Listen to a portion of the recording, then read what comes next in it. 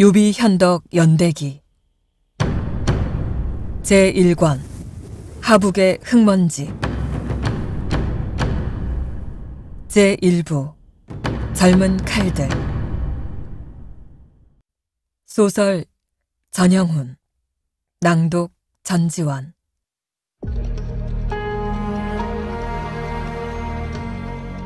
제8장 도살장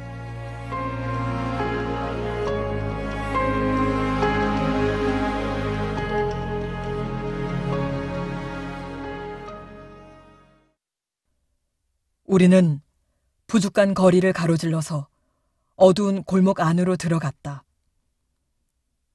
골목을 지나는 동안 피비린내와 짐승의 내장 썩는 냄새가 코를 찔렀다. 도장주를 뵙거든 아주 공손하게 처신하는 게 좋을 거다, 유비. 사내는 무례하게 나를 이름으로 부르며 말했다. 나는 아무런 대꾸도 하지 않고 묵묵히 걸었다. 이윽고 막다른 골목에 들어서자 돼지를 도축하는 도살장임이 분명해 보이는 낡은 건물이 눈앞에 나타났다. 도살장의 현관 앞에 서자 나를 애워싼 채 함께 걷던 사내들 중 한 명이 나의 몸을 뒤져서 무기가 없는지를 살폈다.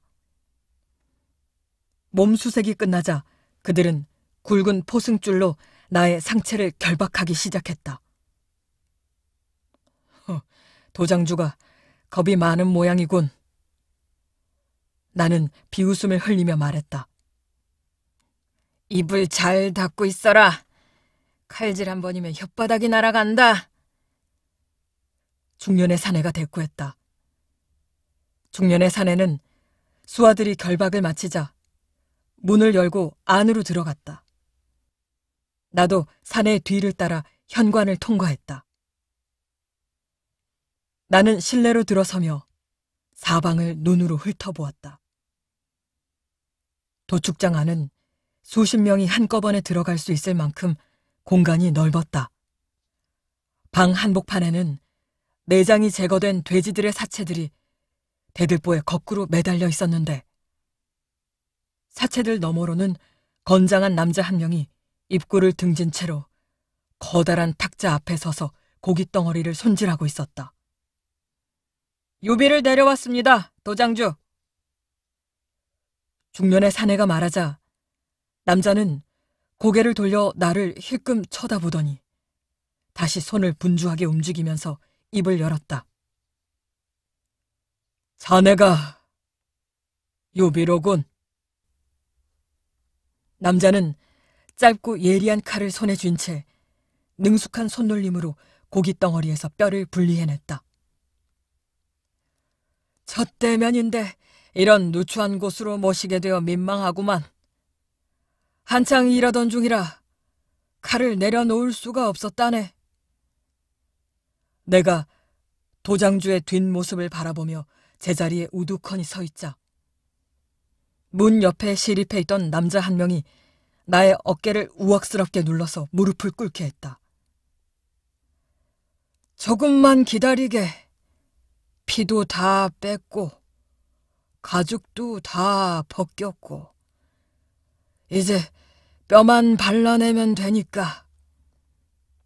도장주가 되었어도 내가 먹을 고기는 내 손으로 손질하고 싶어서 말이야. 도장주는 나에게 눈길도 주지 않은 채 발골을 계속했다. 그나저나 아까는 정말 놀랐네. 친구들 대신 인질이 될 생각을 하다니 말이야. 도장주는 뼈를 다 발라낸 고깃덩어리를 대나무 광주리 안에 던져 넣은 후 나를 향해 돌아섰다. 그 용기만큼은 칭찬하지 않을 수 없겠어, 유비. 죽이긴 참 아까운 사내야, 자네는. 도장주는 그렇게 말한 뒤 이를 드러내며 웃었다. 도장주는 어깨가 넓고 팔뚝이 굵은 근육질의 사내였다. 나이는 40이 넘어 보였지만 몸에 군살은 조금도 붙어있지 않았다. 도장주는 시립해 있던 수행원이 건네준 마른 수건으로 손을 닦아내면서 나를 뚫어져라 쳐다보았다. 자신이 쳐놓은 덫에 걸려든 들짐승을 바라보는 농부처럼 흡족해 보이는 눈빛이었다. 오늘은 정말이지. 자네에게 여러모로 신세를 많이 졌어. 아침부터 친구들을 보내준 것도 그렇고 이렇게 자청해서 인질이 되어준 것도 그렇고 자네를 어떻게 죽일지를 생각하느라 골치가 아팠는데 이렇게 수고를 덜어주다니 말이야. 손을 모두 닦고 난 도장주는 느릿느릿 걸어와서 나의 앞에 섰다. 너무 걱정은 말게. 우리 장가의 포정들은 솜씨가 아주 좋으니까. 원래 짐승을 죽일 때는 고통 없이 단박에 죽이는 법이라네. 고통 때문에 몸부림을 치면서 죽어간 짐승의 고기는 육질이 형편없어서 먹을 수가 없거든. 도장주는 장난기가 가득한 눈빛으로 나의 얼굴을 내려다보았다. 죽은 쥐를 가지고 노는 고양이처럼 나를 희롱하는 즐거움에 흠뻑 취한 모습이었다. 이렇게까지 하는 이유가 뭐지? 나는 고개를 들어 도장주의 눈을 바라보며 물었다. 이유라니? 가지고 싶은 것이 있고 가질 수 있는 힘도 있으니 그저 손을 뻗어서 가질 뿐인 거지. 거기에 더 무슨 이유가 필요하단 말인가? 내가 죽으면 당신이 원하는 걸 가질 수 있다는 뜻인가? 도장주는 나의 물음에 의미심장한 미소를 지어 보이며 말했다. 바깥 세상에는 자네가 사라져 주길 바라는 자들이 많더군. 나는 도장주의 대답을 듣고 나서야 비로소 이 모든 상황을 온전히 이해할 수 있게 되었다. 지금껏 나는 도화촌의 도장주가 이렇게나 위험한 일을 혼자서 결단하고 실행에 옮겼다는 사실을 믿을 수 없었다. 역시나 도장주의 뒤에는 탁군을 지배하고 있는 유력 가문들이 도사리고 있었다. 도장주는 다만 그 가문들이 동인단을 제거하기 위해서 집어든 한 자루의 칼일 뿐이었다.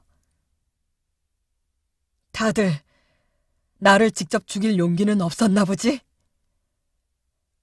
나의 대답이 마음에 들었는지 도장주는 유쾌한 웃음을 터뜨렸다.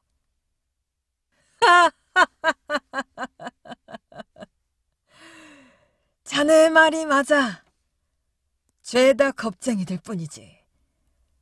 자네와 동인단만 없애준다면 무릎이라도 꿇을 것처럼 온갖 아양을 다 떨더군. 나야 손해볼 것 없는 거래였지. 어차피 도화촌이 세상 밖으로 나가려면 자네들부터 제거하는 게 순서였으니까 말야. 도장주가 그렇게 말하며 두 팔을 벌리자 시종들이 다가와서 갑옷을 입히기 시작했다. 자네도 이제 준비를 해야지. 도장주는 그렇게 말한 후 나의 뒤에 시립해 있던 사내들에게 명령을 내렸다. 저자에게 재갈을 물려라. 나는 남아있는 시간이 많지 않음을 직감했다. 이제 저들은 돼지의 멱을 따듯 이 자리에서 나의 목을 칼로 그을 것이다. 나는 온 몸에서 피가 다 빠져나갈 때까지 보승줄에 묶인 채로 버둥거릴 것이고, 내가 죽고 나면 저들은 나를 기다리고 있던 단원들의 눈앞에 차가워진 나의 몸뚱아리를 던져놓을 것이었다. 도장주의 수하들이 나의 입에 재갈을 씌우려는 순간 나는 큰 소리로 웃음을 터뜨렸다. 나의 갑작스러운 웃음에 도장주의 눈초리가 매섭게 변했다. 왜 웃지? 당신, 보기보다 순진하군. 정말로 내가 아무런 대책도 없이 인질이 되었을 거라고 생각하는 건가? 허풍이 심하구나. 대답과 달리 도장주의 얼굴은 당황스러운 속마음을 감추지 못하고 험악하게 일그러져 갔다. 당신 조카가 지금 어디에 있는지 알고 있나? 그놈이 왜? 당신의 조카는 그동안 우리 동인단의 보호를 받고 있었다. 도장주. 가슴 깊은 곳에 가두어두었던 공포심이 순식간에 그의 몸을 덮친 듯 도장주의 얼굴에서 핏기가 가셨다. 거짓말을 하고 있군. 간홍이 이곳에 오지 않았다는 보고를 받지 못했나 보군. 지금쯤 간홍이 어디에서 무엇을 하고 있다고 생각하나? 도장주는 아무런 대답도 하지 않고 나의 얼굴을 노려보기만 했다. 장가의 도살자들 가운데 당신을 따르는 자들이 많을까? 아니면 당신 조카를 따르는 자들이 더 많을까? 닥쳐라! 도장주가 온 몸에 체중을 실어서 있는 힘껏 나의 옆구리를 걷어찼다. 나는 끔찍한 통증을 느끼며 옆으로 쓰러져서 도살장 바닥을 힘없이 나뒹굴었다. 도장주, 그저 허풍일 뿐입니다. 속히 결행하시죠. 나를 도살장까지 데려왔던 중년의 사내가 말했다. 짧은 침묵 끝에 도장주가 수하들에게 지시를 내렸다. 저놈에게 재갈을 물려서 정문으로 끌고 가라. 모두가 보는 앞에서 멱을 따주겠다. 명령이 떨어지기가 무섭게 도장주의 수하들이 나를 향해 일제히 달려들었다. 그들은 나의 입에 재갈을 물린 후 나를 바닥에 눕혀놓은 채로 짓밟기 시작했다. 나는 고통을 견뎌내기 위해 몸을 웅크리고 이를 악물었다. 구타는 도장주가 수하들을 제지할 때까지 한참 동안 계속되었다. 너무 심하게 때리지는 마라. 부하들이 얼굴은 알아볼 수 있어야 하지 않겠느냐. 도장주는 그렇게 말한 후 방 한켠에 놓여있던 짧은 창을 집어들고 문 밖으로 나섰다. 도장주의 수하들 중 하나가 나를 어깨에 둘러매고 도장주의 뒤를 따랐다. 나는 부어서 반쯤 감긴 눈으로 주위를 살폈다. 어둡고 좁은 골목 안에는 우리들 외에는 아무도 없는 듯했다. 나는 골목이 끝나는 곳을 물끄러미 바라보았다. 그곳은 부둣간 거리의 대로변이었다. 이제 그곳까지만 가면 나의 눈앞에는 도장의 입구가 펼쳐질 것이고 입구 너머에는 동인단의 단원들이 횃불을 밝혀놓고 내가 돌아오기만을 기다리고 있을 것이 분명했다.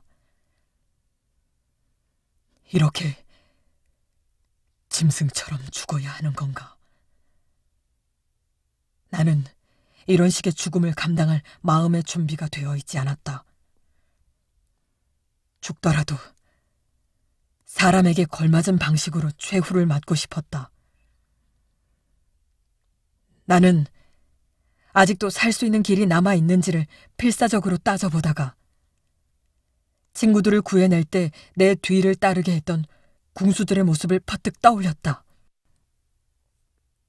그들이라면 적의 칼날이 나의 목을 긋기 전에 화살을 날려서 나를 감싸고 있던 도살자들을 모조리 제거해 줄지도 몰랐다. 만일 그럴 수만 있다면 나는 마지막 남은 힘을 다해서 입구를 향해 달릴 수 있을 것이었다. 입구까지만 가면 그곳에서 도살자들과 대치하고 있는 단원들이 나를 구해줄 수 있을지도 몰랐다.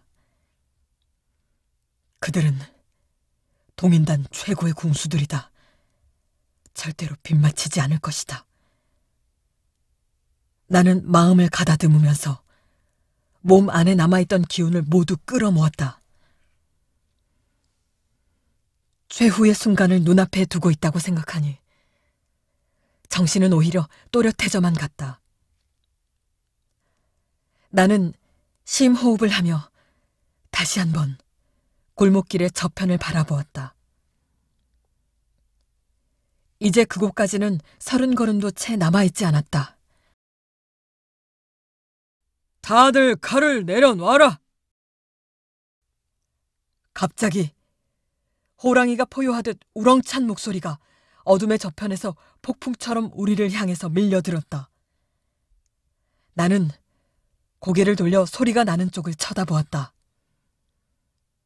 골목길의 저편에 황소처럼 거대한 남자가 홀로 우뚝하게 서 있었다.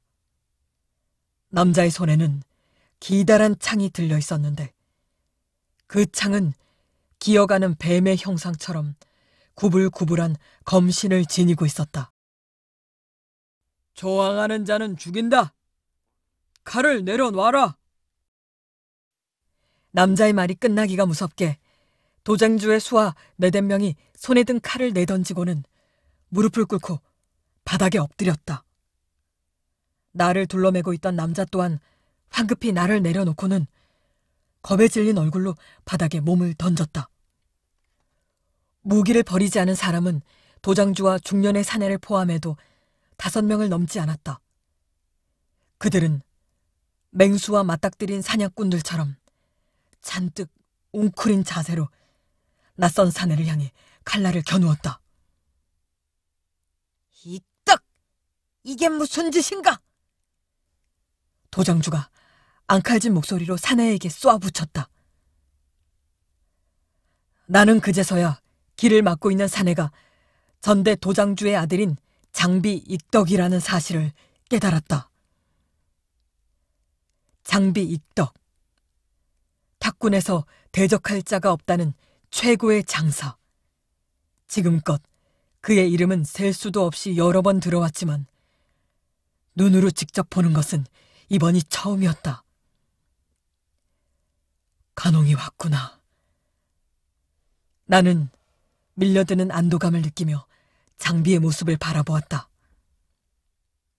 더는 투항할 자가 없는 걸로 알겠다. 장비는 말을 마치자마자 창을 휘두르며 앞으로 달려들었다. 창의 육중한 검신이 공기를 가르며 날아가자 장비와 가장 가까운 곳에 서 있던 수하의 복부를 가격했다.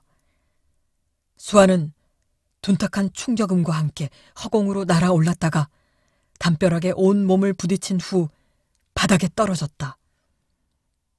장비는 곧바로 창을 수습해서 몇 걸음 뒤에 서 있던 2번째 수하의 가슴에 칼날을 박아 넣었다. 검신이 2번째 수하의 갈비뼈를 부러뜨리는 묵직한 파열음이 골목 안을 가득 채웠다.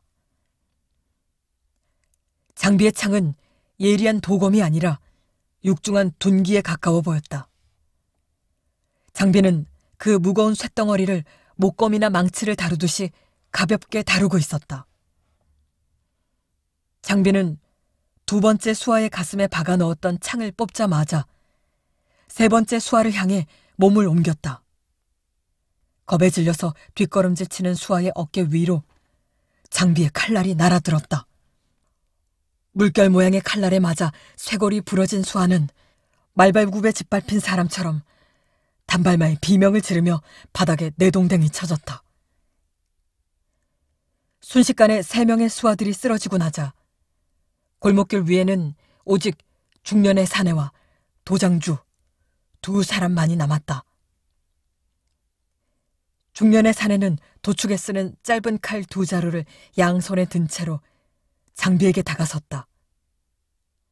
장비는 아무런 예비 동작도 없이 창을 치켜들었다가 곧바로 사내의 머리를 향해 창을 내리꽂았다.